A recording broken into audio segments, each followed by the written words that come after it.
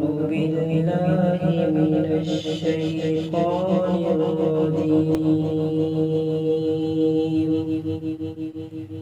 بسم الله الرحمن الرحيم.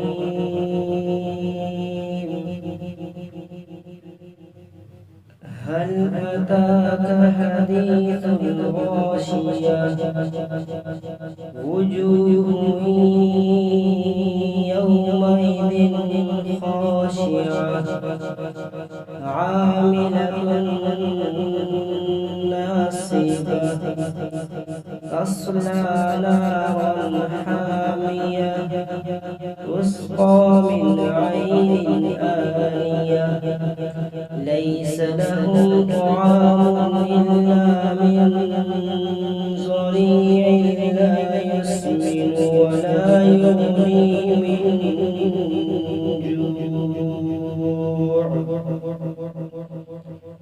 وجوه يومئذ ناعمة لسعيها راضية في جنة عالية لا تسمع فيها لاغية فيها عين جارية فيها سرر مرفوعة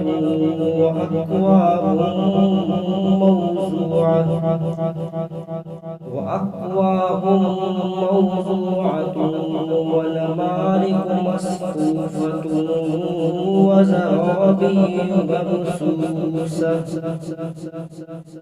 أفلا ينظرون إلى الإبل كيف خلقت وإلى السماء كيف رفعت وإلى الجبال كيف نصبت وإلى الأرض كيف سطحت فذكر إنما أنت مذكر لست عليهم بمسيطر إلا من تولى وكفر فيعذبه الله العذاب الأكبر إن إلينا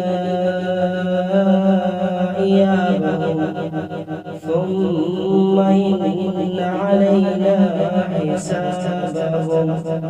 صدق الله العظيم.